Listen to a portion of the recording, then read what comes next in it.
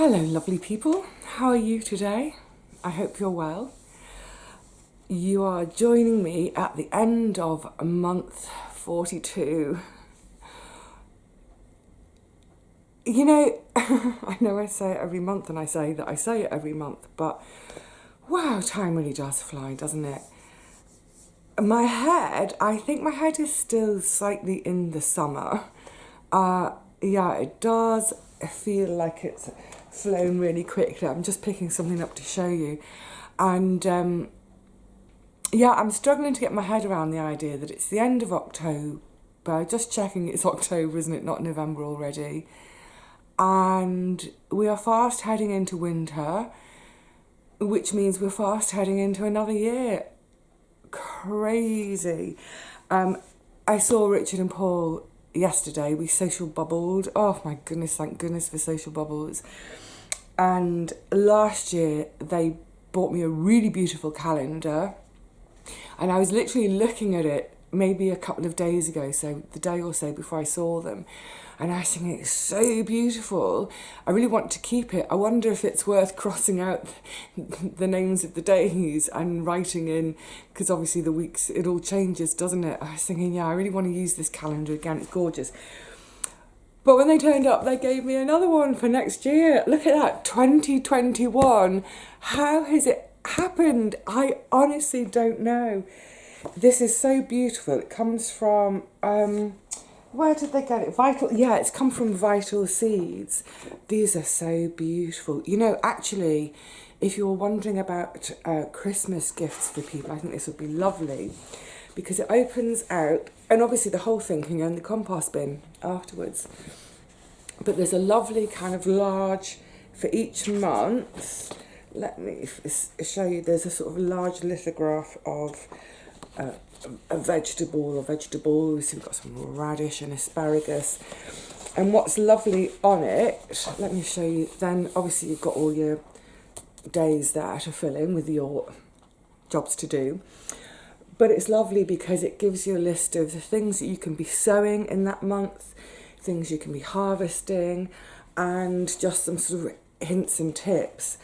And what I loved, I haven't looked at December for this one yet, but I was looking at December on mine because I was thinking, oh, look, there's a growing chart in the back. Honestly, what a lovely gift for a vegetable grower. The December one, I'm just trying to find it in terms of what to sow. What to sow. Sow the spirit of success for next year. Sow a well-deserved rest. Isn't that lovely? Love it. Thank you so much, chaps. But yeah, have a little look for that. I think, yeah, it's Vital Seeds, one of the seed companies I mentioned the other day. The link to them I've put underneath my video. But yeah, it just reminds us, you know, time passes, my goodness. One of the things I love about growing, in a way, is there's this sort of natural rhythm to the year. It repeats itself, it's familiar, and from that familiarity comes comfort. And there's always that sense that, you know, no matter how bad a year has been, there's always next year. You know, that's a mantra for so many gardeners, isn't it? There's always next year. You know, if something fails, there's always next year. And I think that's a great motto to take into life as well, isn't it? So it's been an odd year for me this year. Not because of you know what. I'll talk about that in a second. But for the gardening year, because I've sort of been reflecting on this in the last few days. It really has been my toughest year in the garden ever. And I think there are many times, especially say back in May, when I think if this had been my first ever year, my first year with a garden, I think possibly I might have given up on some things because it was so tough. But fortunately, having had a few years of experience with that particular garden, I know what it's capable of. I know what can be achieved in that garden if I give it the work and the love it needs. So obviously I kept going. But I was thinking, gosh, why was it so tough? Why? It just felt like the garden this year was a relentless slog. And it doesn't normally feel like that. And also at this stage in the year, at the end of October, this is the first year I've ever felt a real sense of, like, boom, a finite stop to that season and now going into a completely different phase. It feels really very, very definite, whereas in previous years, the whole thing just melds one into the other with, the passing of time. And I think it's because of the drought. I think that's what's changed the feeling this year so much. Because if you think about it, normally from about March, when I start, I'm starting things indoors on my windowsill, starting some of the bed preparation. So March, we begin that kind of, we're getting busier. April and May, as we get into May, it gets really busy. We hit the beginning of June. Everything that's been growing in pots has been taken to the garden, hardened off, it's getting planted out. So there's this big push. We keep working, bed prep, planting out. And then by about the second week of June, it's all done. And we can now have a nice rest, enjoy the summer. There's not much to do. There's nothing really to harvest yet because things haven't grown. Maybe 1 or 2 trips down there a week to do some watering, a little bit of tying in, maybe a bit of weeding. That's it. And then, so we have that for, for me, with my garden, my climate, the way I do things. From about the second week of June, it really chills out. July, very chilled in the garden, very chilled. Most of August, the same. And it's towards the end of August that suddenly that work starts to increase again, harvesting, preserving, And then there's a kind of gradual tailing off where, things are getting harvested. I start to tuck beds up for the winter, take a few structures down one day, take a few more down the following week or whatever. That's my normal rhythm. This year, though, that the start was the same, as in, that I should do it from a different direction, reading right to left. But the year starts March, and more work. When I got to the beginning of June, instead of having that nice kind of dip into chill time, it sort of plateaued up here in terms of the workload because of the daily watering. Now, I've never, before this year, I've never done daily watering in my garden. Well, no, that's not quite right. There have been years, 2018 was quite a droughty year too. There have been times when I've had, say, excuse me 1 minute. There we go, back in the room. Yes, there have been occasions when I've had maybe a 1 or 2 week period where I thought, I could probably do with doing some daily watering, but only for sort of short periods. This year, totally different. Literally having to water every day, and even, giving things a really, really good soak. Still, the next day, things were bone dry again. So that meant that sort of, that workload, that was a workload that isn't normally there. And also because I was doing repeat sowings of things, I had things in the modules, in trays, right through June and July, which I wouldn't normally have. They were having to be watered. And it was quite a chunk of time each day. I reckoned it was about 3 hours every day, just in terms of getting down there, doing that thorough water, getting home again. So that did feel relentless. Oh, it really was.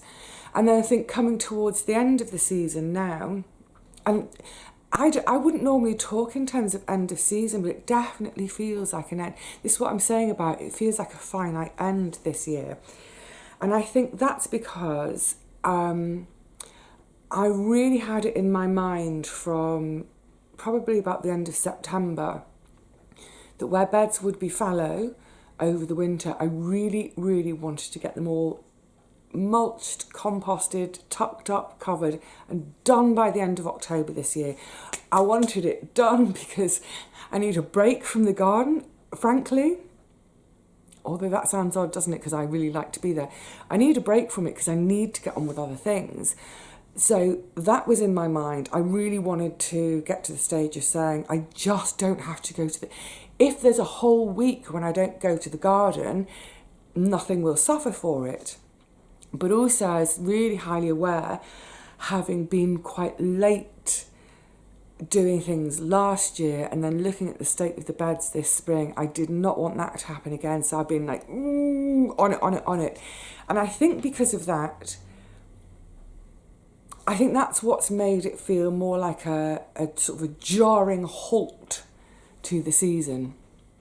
Obviously, I keep going all winter with the garden. There are things growing. But in terms of jobs and things to do, I've kind of done it. Not quite. We've had a lot of inclement weather. Oh my goodness, the rain, it's relentless. The other day I made it home, and within 5 minutes of getting home, I was in the kitchen working on the computer, and I thought, it's really dark, what's going on? Came through to the living room, looked out the front window, and it was like CGI. There was just this band of black coming towards me. It was like some kind of apocalypse movie. It was crazy. And within a few minutes, thunder, lightning, lashing rain, curtains of torrential rain. It looked like movie set rain. It looked fake.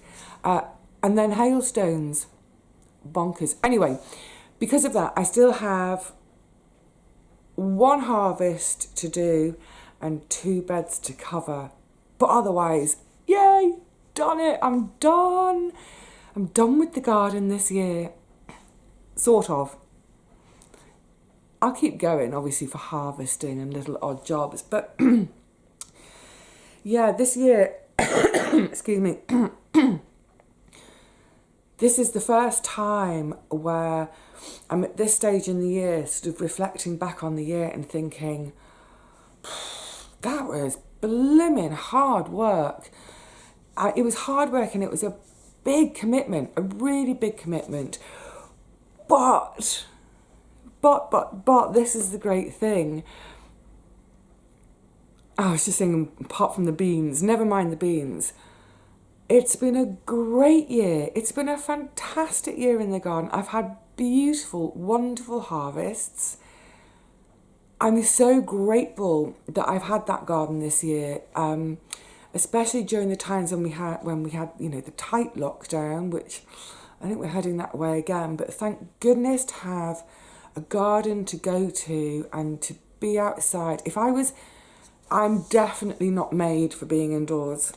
Definitely, I think my soul would just cry if I was stuck indoors all day, every day.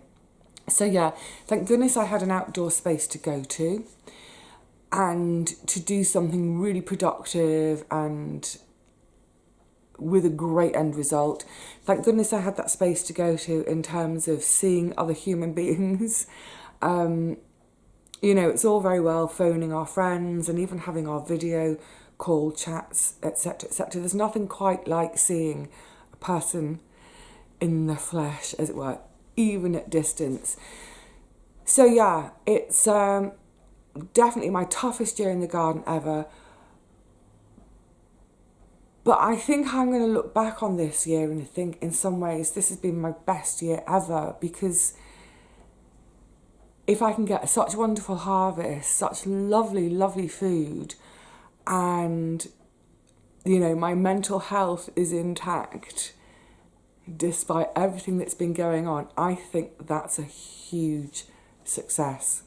Yeah. So I'm going to say this year has been a massive success. And actually, in some ways, this may sound a bit warped, but I think the more adverse the situation is, the harder I have to work at something, then the more wonderful the reward is, you know? I mean, that makes sense, doesn't it? If somebody suddenly, for free, delivered all these vegetables to my doorstep and said, there you go, here's your little online shopping delivery for free, would it mean as much to me as the produce I've grown for myself through my own hard work? No, of course it wouldn't. Of course it wouldn't. So yeah, tough year, but a fantastic year. And I'm looking forward to next year already, of course. As every gardener does, we get to this time of year and obviously our brains are in next year already. But also, I think with the whole COVID thing, you know, obviously it's been a subject of conversation for all of us, with all our friends, hasn't it? Of course it has. How are you doing? How are you managing? I think I've managed absolutely fine, if I'm honest. I think there's a couple of things which have helped me. I think firstly, you know, I'm used to being on my own. I'm used to, you know, getting on with things, getting stuck in. You know, I've got some good inbuilt resilience. I've had tough periods in my life before where I've learned really good lessons and learned more about myself and how I manage. So in terms of my mental health and, you know, being on my own and not being able to see people and not being able to travel and all those things, it's kind of not bothered me, really. The biggest thing has been hugs and cuddles. So I was just mentioning, obviously, Richard and Paul were here yesterday. We're a social bubble. When the social bubble thing was introduced, brilliant, because I really, really wanted, not only did I want to have a hug, receive one, I wanted to give one. I'm a hugger. I'm a really physical person. I was like, let me hug someone. Let me hug, you know. I could hug my pillow, but it's not the same. So that was tough, but then obviously social bubble, brilliant. That's been fantastic. Definitely the hardest thing has been, I've had a couple of friends who have had family members die during this time, not from COVID. And when they've told me, we've been stood 2 meters apart. And, oh God, it makes me weepy to think about it. If I've got a friend standing 2 meters away from me crying and telling me about their loss, it feels so wrong to just stand there and to not actually move in and go and hold that person. I find it so painful to see a friend in distress and not be able to just hold them. That was horrible, really, really horrible. They're all okay. These various friends of mine. Oh, yeah, they're all okay. You know, they've managed. They've dealt with things, you know, the same as if there was no COVID, apart from that hugging thing. But they're both part of big families, so there's a lot of love and a lot of physical comfort within those families for them. And I tell you what, the minute I'm allowed to hug again, they know this, I am seeking them out and going and delivering the missing hugs. But yeah, it's been hard. But otherwise, you know, I see it on Facebook. It's like people are losing the plot because they can't go to the pub, or you know, because the pubs are shutting early, or the restaurants might be closing, and they're like, well, what am I going to do without shops and pubs and restaurants? I think, do something else. Simple as that, isn't it? If that's what we're living with, just do something else. There's no point. I understand it. I do understand it, but you know, have your reaction, but then there's no point in being angry and stamping your feet all day, every day for months on end, because that's exhausting. That's a waste of energy, because it won't change anything. So I think that's the thing, isn't it? I think the sooner one can learn to adapt and change to a new situation, the better. The sooner you can kind of adapt and get on with things again, the better. So, and I think that's why I've managed, I feel like I've managed really well during all this, and certainly talking to some friends, I think, wow, it's like it never happened for me.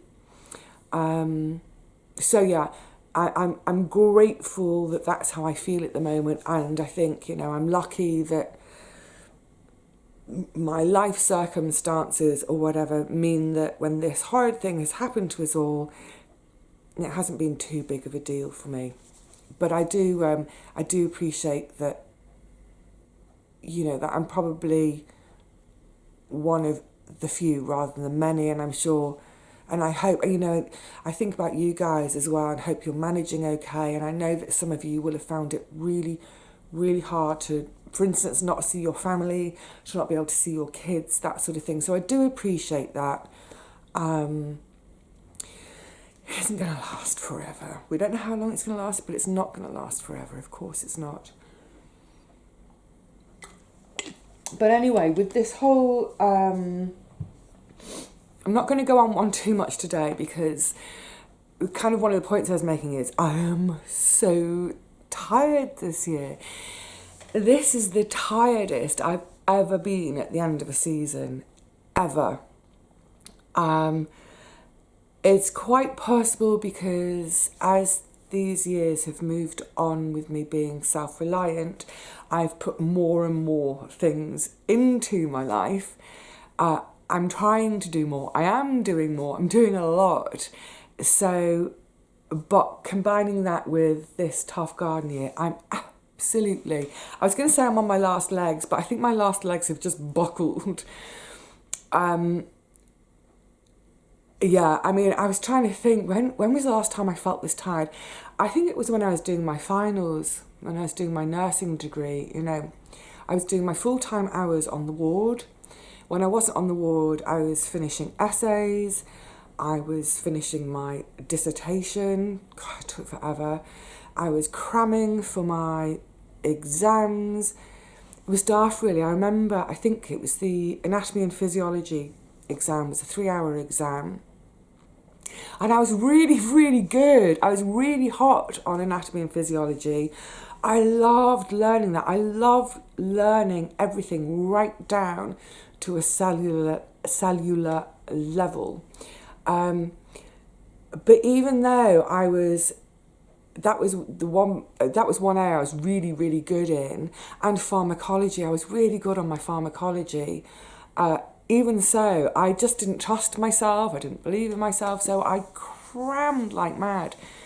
So yeah, crazy time. It was sort of like I was doing 40 hours on the wards each week. I was probably doing 40, 50 hours on essays and my dissertation. I was probably doing another 30, 40 hours on cramming for the exams. Got to the end of it all, and I've got a kind of a missing week from my life back then, because I just basically slept for a week. And it kind of reminds me, the way I'm feeling at the moment, I don't have the time to sleep for a week, but I'm going to take a couple of days off. I think for the last few weeks I've talked about the fact that by the second week of November things should calm down a bit, and I'm on track for that. So hopefully, fingers crossed, this first week of November we'll actually have a bit of dry weather. I reckon maybe two, I reckon 2 full days in the garden, maybe 3 days in the garden. I'll have all the last harvest, the last tucking up, all of that stuff done, so that by the second week of November, I'm going to treat myself. Oh, exciting. I'm going to treat myself to two whole days off. I'll need to make sure I've done other work so that there's still income coming in. But yeah, I'm going to have a couple of days off, and I'm planning to just read. That's all I'm going to do, read my books. I might watch DVDs as well, because I've got that Ab Fab DVD, but also Richard and Paul brought Kath and Kim series 1 and 2 yesterday. I probably watched that before then. Anyway, so yeah, planning that. And I'm also planning this year, this will be remarkable if I do it. I'm aiming for it. I'm going to try to take 1 whole week off over Christmas. The last time I had a whole week off was 3.5 years ago. That's crazy. That was the end of June, beginning of July 2017, when my sister took me to France for my birthday. It's bonkers. So yeah, I'm planning that. I'm really looking forward to it. I don't have any plans for that week yet. It may end up not being a week. Maybe it'll be 5 days. But yeah, just eating, reading, watching movies, snuggled under blankets. I can't wait. And this is the other thing I wanted to say very quickly. Shut up, Vivi. Chundering on. Not chundering, that word. Chattering on. Just getting back to, I was saying, this has been my toughest year ever for the garden. I'm exhausted, blah, blah, blah. But what I wanted to say is I feel really, really happy. Just utterly content. There are still, in the back of my mind, there are still certain worries and certain stresses, and that's just all part of being a grown-up. Those things will always be there. There'll always be some horrid stuff that I have to deal with, and there's always going to be days when I feel really, really depressed about certain things. But on the whole, and for the most part, I feel like I've got to a place in my life where I'm just really content. I'm content with my lot. There's enough money coming in to cover the bills. I love everything I'm doing. I love, working with the linens and doing the shop and working with my plants and providing all my own food. Yeah, it's as simple as that. I'm content and I'm happy. And if that means working these really, really, really long days and getting to the stage of being absolutely pooped, that's worth it. That's worth it to feel like I feel at the moment. So, yes, it's all good in the hood. I'm not sure in terms of this couple of days off in the second week of November. I may go a little bit quiet on social media for a couple of days. I may just turn everything off. I don't know. I may still make a video in that time. I'm not sure, but I'm giving myself that flexibility. And the way I feel at the moment going into the winter, do you remember at the end of October I was saying I'm trying to embrace this change of season. I'm trying to embrace the coziness, the hug, the HYGGE, if I can't embrace the hug, HUG at the moment. And I definitely feel this year that I'm on track for that. I've really, really, really focused on that during October. Literally, I think pretty much every time I've had a thought or even said it aloud of, oh, what a grotty day, I've immediately tried to say, no, don't think like that. I mean, yeah, it's a grotty day, but don't think it's a grotty day, oh, my life's ruined. Think, it's a grotty day, what am I going to do indoors? Yay! So, yeah, a bit of mind training. Now, listen, by February, this may have all gone out the window and I'll be a miserable old fart again, I don't know. But for the time being, I think that little sort of chat I gave to myself at the end of September, so far, seems to be working, and I'm really enjoying the indoor time. I'm really enjoying being cozy. I'm about to get stuck into sewing again, finally, so I'm looking forward to that. Yeah, so I think the point I'm trying to make, my reflection for this month, is that, you know, even when things are tough, good things can still come out of it. Definitely how I feel, and that we really can kind of,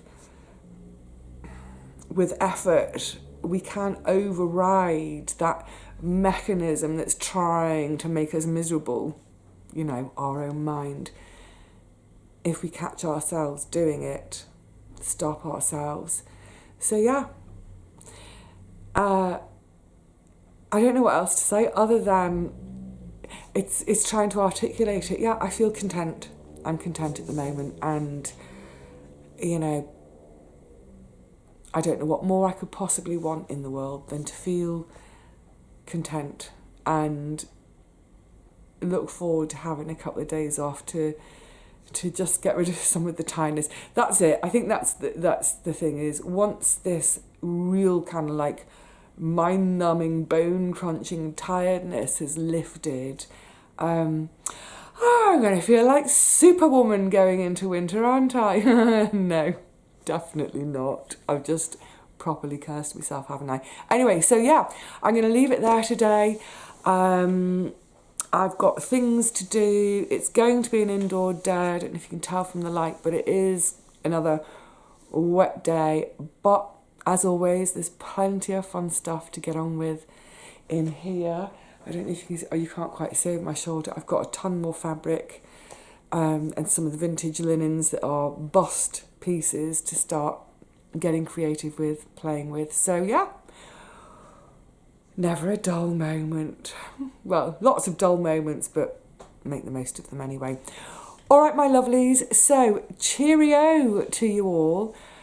Please stay well, look after yourselves, stay safe. I know there's probably a lot of concern out there about numbers being on the rise again. But look, just, you know what to do. You know how to look after yourselves. Just, you know, make sure you do it. We can't dictate what other people's actions will be. So all we can do is focus on our own actions. So let's get our own actions right and try through that to make sure that we stay well, so we can enjoy all this lovely, cosy project time at home. I will see you again soon. Oh yes, so I'll see you again for the tour at the beginning of November of the garden. It could not look more different than it did a month ago. It's quite crazy. So I'll see you for that. Then there'll probably be another couple of gardening videos as I finish up with a few things. And then I might be quiet for a couple of days. If I am quiet, you'll know it's because I'm on the sofa reading. All right, lovelies, I will see you again really soon in the garden. Until then, look after yourselves. Bye for now.